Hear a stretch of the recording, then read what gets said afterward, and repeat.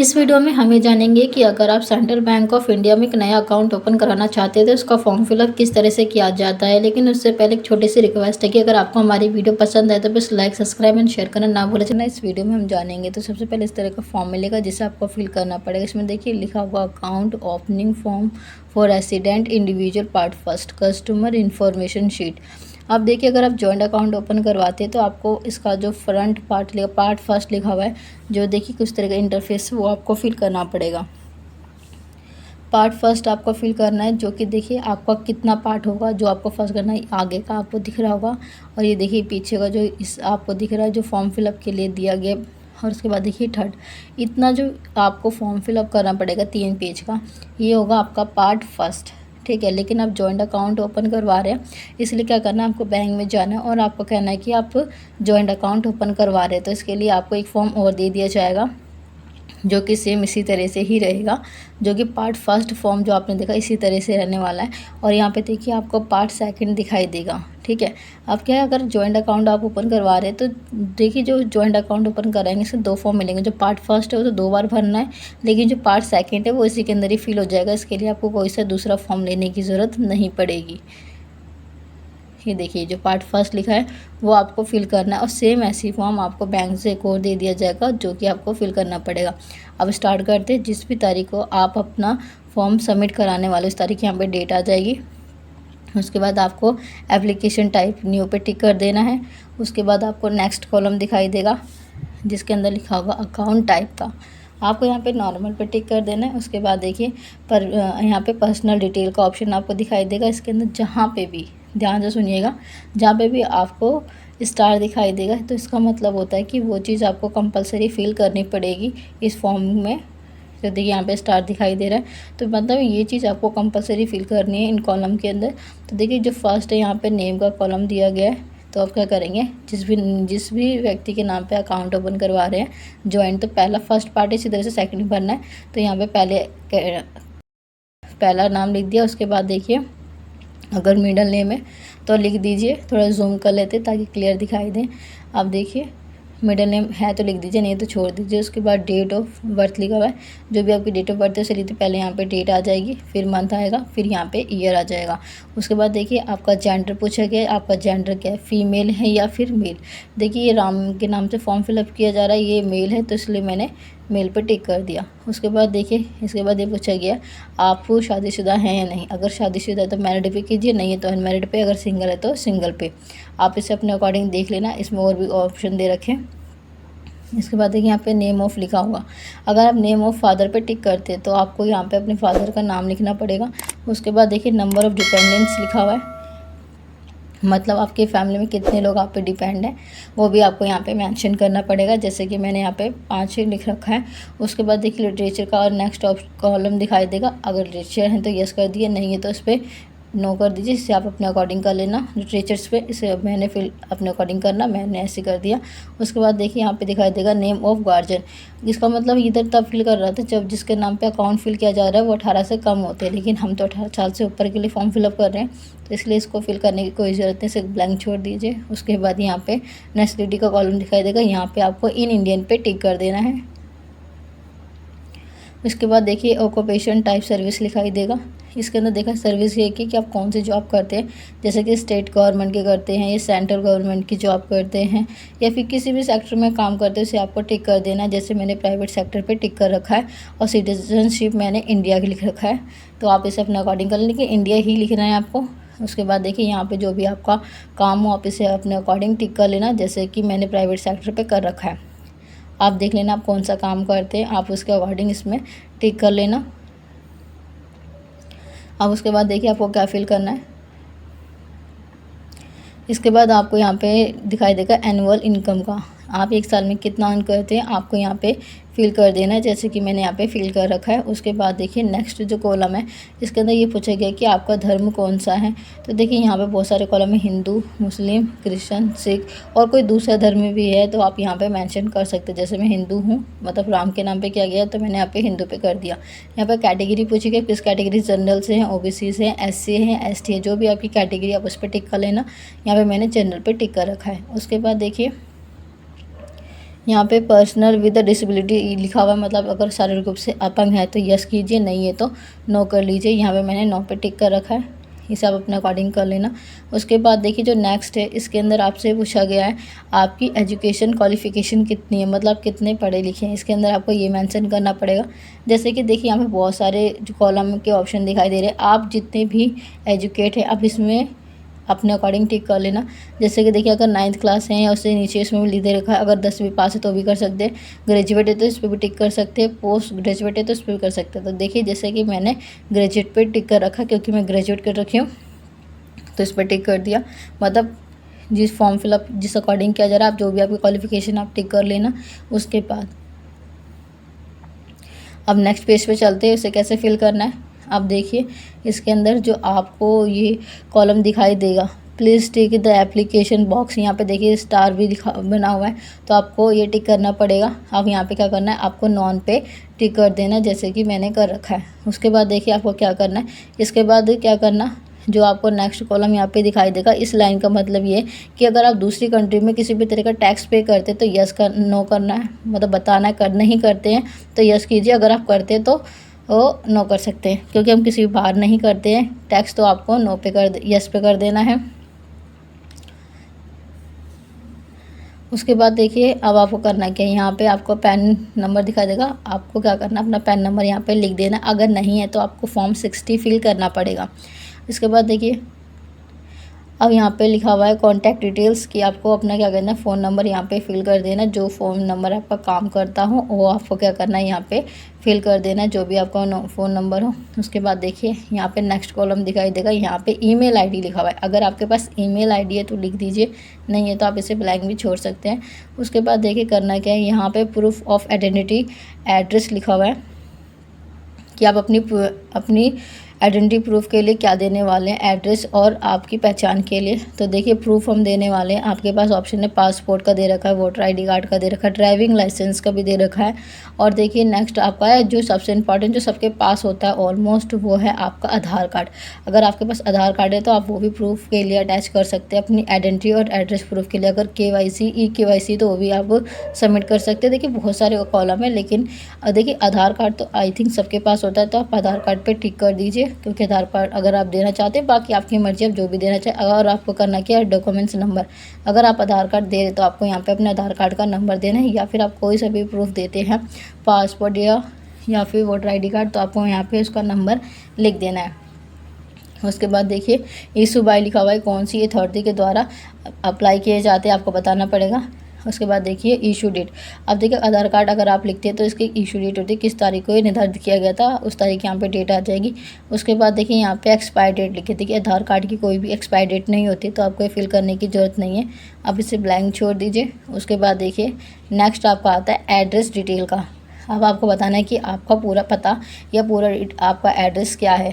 तो देखिए सबसे पहले अगर आप परमानेंट एड्रेस का दे रहे हैं तो आपको टिक कर देना, मतलब जो फॉर्म फिलअप जो एड्रेस आप दे रहे हैं वही आपका परमानेंट एड्रेस है, वही आपका जहाँ पे रहते वही आपका प्रूफ है। तो परमानेंट एड्रेस है तो आपको उस पर टिक कर देना है। उसके बाद देखिए यहाँ पे एड्रेस टाइप दिखाई देगा, यहाँ पे आपको रेसिडेंटल दिखाई देगा, यहाँ पे क्या करना है आपको टिक कर देना। उसके बाद आप क्या करना है, आपका जो भी एड्रेस है फुल आपको यहाँ पे पूरी डिटेल दे देनी है कि आपका क्या क्या एड्रेस है। जैसे देखिए मैंने यहाँ पे ब्लॉक भी दे रखा है और मकान नंबर भी दे रखा है, जिस कॉलोनी में रहते हैं वही मेंशन कर रखा है। उसके बाद देखिए आप कहाँ से बिलोंग करते बताना है, सिटी से या विलेज से। तो जैसे मैं सिटी से हूँ तो मैंने यहाँ पे सिटी पे टिक कर दिया, सिटी मेंशन कर दिया गया। उसके बाद देखिए डिस्ट्रिक्ट बताना है, कौन से डिस्ट्रिक्ट से डिस्ट्रिक्ट पे आपका एड्रेस है वो आपको मेंशन कर देना है, जैसे कि यहाँ पे नॉर्थ साउथ लिख रखा है। उसके बाद यहाँ पे देखिए स्टेट लिखा हुआ है, आप किस राज्य से बिलोंग करते हैं आपको ये भी बताना पड़ेगा। जैसे कि मैं दिल्ली से हूँ तो मैंने यहाँ पे लिख दिया। उसके बाद देखिए पिन नंबर बता रखा है कि आपको यहाँ पे लिख देना है। उसके बाद यहाँ पे क्या करना है, कंट्री नेम लिखा है इंडिया, तो आप इस पर इंडिया फिल कर दीजिए। उसके बाद देखिए आप क्या करना है, जो नेक्स्ट कॉलम आपको यहाँ पे दिखाई देगा इसके अंदर देखिए फिर से आपका ये लिखा होगा एड्रेस डिटेल का। देखिए थोड़ा सा दिखलाते हैं, ये देखिए एड्रेस डिटेल यहाँ पे लिखा हुआ है। अगर आपने जो ऊपर एड्रेस दिया है वही आपका परमानेंट एड्रेस है तो आपको करना क्या है, सेम देखिए जो ऊपर आपने जो एड्रेस दे रखा है वही परमानेंट एड्रेस है तो आपको अगर आपका जो करंट एड्रेस है मतलब जिस टाइम जो आप रह रहे हो वही आपका परमानेंट एड्रेस नहीं है तब आपको फिल करना पड़ता है। लेकिन आपने जो ऊपर एड्रेस दिया है वही आपका परमानेंट एड्रेस है तो आपको करना क्या होता है, आपको यहाँ पे करना ये होता है कि सेम एज़ परमानेंट एड्रेस जो लिखा हुआ है वहाँ पे आपको टिक कर देना है, क्योंकि आपका परमानेंट एड्रेस है, करंट एड्रेस नहीं है, इसलिए आपको परमानेंट पे टिक कर देना है। इसके बाद देखिए ये कॉलम को फिल करने की ज़रूरत नहीं, क्योंकि आपने ऊपर का जो एड्रेस है वही आपका परमानेंट एड्रेस है तो इसलिए आपने सेम एज़ परमानेंट पे टिक कर दिया, इसलिए आपको फिल नहीं करने से ब्लैंक छोड़ दीजिए। उसके बाद देखिए आपको ये जो कॉलम दिखाई देगा एफ का, इसे फिल करने की ज़रूरत नहीं है, इसे आप ब्लैंक छोड़ दीजिए। उसके बाद देखिए यहाँ पे करना क्या है, अब यहाँ पे सबसे मैंने यहाँ पे आपको अपनी फ़ोटो पेस्ट कर देनी है, वो ज़्यादा पुरानी ना हो, रिसेंटली होनी चाहिए। यहाँ पे आपको अपना एक सिग्नेचर कर देना चाहिए, लेकिन ध्यान रहे जो सिग्नेचर आप करने वाले यही आपको हमेशा ध्यान रखना पड़ेगा, चाहे हिंदी में करें चाहे इंग्लिश में करें। अब उसके बाद देखिए करना क्या है, अगर सिग्नेचर नहीं करते तो आप यहाँ पे क्या कर सकते हैं, अंगूठे का निशान भी दे सकते हैं, लेकिन ध्यान रखें जो अंगूठे का निशान आप देंगे थंब इम्प्रेशन वो ब्लैक इंक का होना चाहिए। उसके बाद देखिए आपको यहाँ पे प्लेस लिख देना, आप किस प्लेस में है, जैसे कि मैंने यहाँ पे न्यू दिल्ली मेंशन कर रखा है, आप इसे अपने अकॉर्डिंग लिख लेना कौन सा प्लेस है। उसके बाद यहाँ पे डेट, जिस भी तारीख को फॉर्म सबमिट कराएंगे उस तारीख की यहाँ पे डेट आ जाएगी। अब उसके बाद देखिए अब करना क्या है, आपको फिर नीचे आपको कुछ इस तरह कॉलम दिखाई देंगे, इसमें से आपको कुछ फिल करने की ज़रूरत नहीं है, आप इसे ब्लैंक छोड़ दीजिए। अब चलते हैं हम इसके नेक्स्ट पेज पे, आपको क्या फिल करना है। तो देखिए इसी तरह से पार्ट फर्स्ट है, जो आप सेकंड फॉर्म मांगेंगे जॉइंट अकाउंट के लिए वो भी आपको इसी तरह से फिल करना है। अब हम भरने वाले हैं इसका पार्ट सेकंड। ये देखिए पार्ट फर्स्ट फिल हो चुका है, अब आपको जो सेकंड फॉर्म आप मांगेंगे क्योंकि आप जॉइंट अकाउंट खुलवा रहे हैं तो आपको यही सारी डिटेल इसी तरह से आपको अपने पार्टनर की डिटेल उस दूसरे फॉर्म में फिल कर देनी है, जो पार्ट फर्स्ट ही रहेगा। अब हम फिल करेंगे पार्ट सेकंड, जो कि आपको इसी में दोनों की detail, first applicant second applicant की पूरी डिटेल इसी फॉर्म में ही मिल जाएगी, फॉर्म सेकंड में। देखिए पार्ट सेकंड लिखा हुआ है, इसी में सारी डिटेल भर देनी है। अब स्टार्ट करते हैं, account opening form for the individual यहाँ पे लिखा हुआ है। उसके बाद देखिए करना क्या, यहाँ पे आपको यहाँ पे फिर से डेट का ऑप्शन दिखाई देगा, जिस भी तारीख को फॉर्म सबमिट कराएंगे उस तारीख की यहाँ पे डेट आ जाएगी। अब उसके बाद करना क्या है, यहाँ पे देखिए कुछ ही फिल करने की ज़रूरत नहीं, इसे ब्लैंक छोड़ दीजिए। उसके बाद देखिए यहाँ पे आपको दिखाई देगा A option type of account, आपको अकाउंट किस टाइप का ओपन करवा रहे हैं, जैसे हम सेविंग करवा रहे हैं हमने सेविंग पे टिक कर दिया। उसके बाद मॉडल ऑफ द ऑप्शन दिखाई देगा, इसके अंदर देखिए इसके अंदर मतलब क्या होता है कि आप किस टाइप का अकाउंट ओपन करवाना चाहते हैं। देखिए सेल्फ का तो कोई काम ही नहीं, जॉइंट खुलवा रहे हैं, इसमें एदर ऑफ सर्वाइवर लिखा होगा, इसका मतलब ये है कि अगर मान लेते आप ट्रांजेक्शन करवाना चाहते हैं, पैसे निकलवाना चाहते हैं, अगर दोनों में से एक भी एब्सेंट होगा तो आप ट्रांजेक्शन कर सकते हैं, और इसमें दोनों की ज़रूरत नहीं होती। लेकिन आप जॉइंटली ऑपरेट में करवाते हैं, अगर आप पैसे ट्रांजैक्शन करवाना चाहते हैं, निकलवाना चाहते हैं, तो आपको दोनों applicant first and second applicant के साइन कंपलसरी होते हैं। तो आप इसे अपने अकॉर्डिंग देख के टिक कर लेना, आप कौन से सर्विस का यूज़ करना चाहते हैं, एदर सर्वाइवर का या फिर जॉइंट का, आप इसे अपने अकॉर्डिंग देख लेना। उसके बाद क्या था, सर्विस रिक्वेस्ट का, कि आप कौन कौन से सर्विस बैंक के थ्रू लेना चाहते हैं। इसके अंदर देखिए फर्स्ट है आपका एटीएम बोले या क्रेडिट कार्ड बोल सकते हैं आप। तो ये देखिए अगर आप चाहते हैं कि दोनों एप्लीकेंट के लिए एटीएम कार्ड आए तो आपको दोनों पे यस कर देना। उसके बाद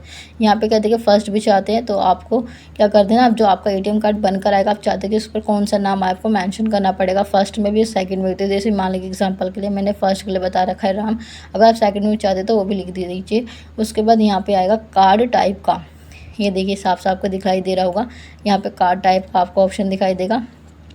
तो आप किस टाइप का लेना चाहते हैं कार्ड, रुपए का लेना चाहते हैं, वीज़ा का या मास्टर का, आप इसे अपने अकॉर्डिंग टिक कर लेना। अगर फर्स्ट एप्लीकेंट चाहता है रुपए का, सेकंड भी रुपए का चाहता है तो आप दोनों पे ही टिक करेंगे।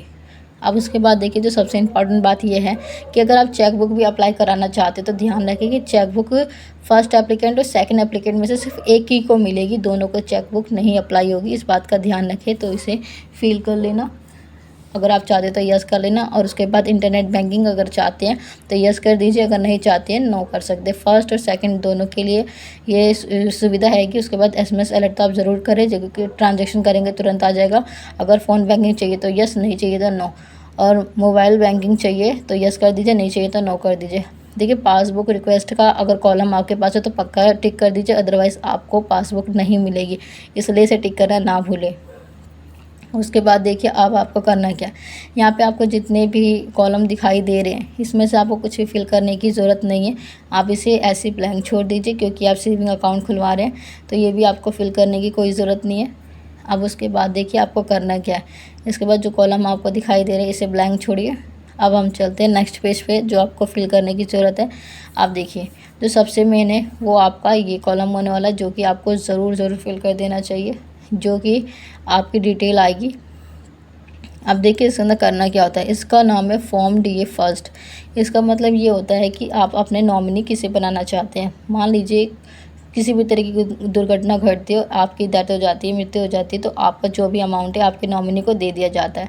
तो इसका फॉर्म फिलअप कैसे करना अब जान लीजिए, क्योंकि अदरवाइज़ नॉमिनी फिल नहीं करेंगे तो आपका अमाउंट किसी को नहीं दिया जाएगा, वो बैंक ही रख लेगी। ठीक है, तो नॉमिनी ज़रूर फिल करें। अब कैसे फिल करना है अब हम ये जानते हैं। ठीक, अब देखिए सबसे पहले करना क्या है, आपको यहाँ पे V का जो कॉलम दिखाई दे रहा होगा, अब आपको वहाँ पे क्या करना है, टिक कर देना है। जैसे ही आप V पे टिक कर देते हैं उसके बाद आपको फर्स्ट एप्लीकेंट और सेकंड एप्लीकेंट दोनों का यहाँ पे नाम लिखना पड़ेगा, क्योंकि जॉइंट अकाउंट है इसीलिए। उसके बाद देखिए नेक्स्ट में आपको करना क्या है, अब जिस भी ब्रांच में आपने अपना अकाउंट ओपन करवाया उस ब्रांच का यहाँ पे नाम लिख देना है, जैसे कि मैंने यहाँ पे मेंशन कर रखा है। अब उसके बाद ब्रांच का नाम लिखने के बाद अगर आप ये चाहते हैं कि आपके नॉमिनी को भी पासबुक अप्लाई कर दी जाए तो आपको यहाँ पे टिक करना है। अगर नहीं चाहते तो टिक मत करना, छोड़ देना। उसके बाद आपको डिटेल आपको देनी पड़ेगी डिपॉजिट का। अब देखिए यहाँ पे टाइप ऑफ डिपॉजिट, मतलब आपके का जो अकाउंट है किस टाइप का जॉइंट अकाउंट है वो हमने यहाँ पे लिख दिया। उसके बाद देखिए आपको करना है डिटेल्स ऑफ नॉमिनी। आपको अपनी नॉमिनी की डिटेल देनी, जैसे कि उनका नाम बताना है कि आप जिसे नॉमिनी बना रहे हैं उनका क्या नाम है। जैसे कि मैंने यहाँ पे मेंशन कर रखा है कि जैसे मान लेते हमारा नॉमिनी का जो नाम है वो राहुल है। फिर मोबाइल नंबर बताना है कि आपके नॉमिनी का मोबाइल नंबर क्या है। अब उसके बाद मोबाइल नंबर बताने के बाद अब आपको बताना है कि रिलेशनशिप विद द डिपॉजिट, आपका उनके साथ कौन सा रिश्ता है, आपको ये मेंशन करना पड़ेगा। जैसे कि मैंने यहाँ पे मेंशन कर रखा है फादर का।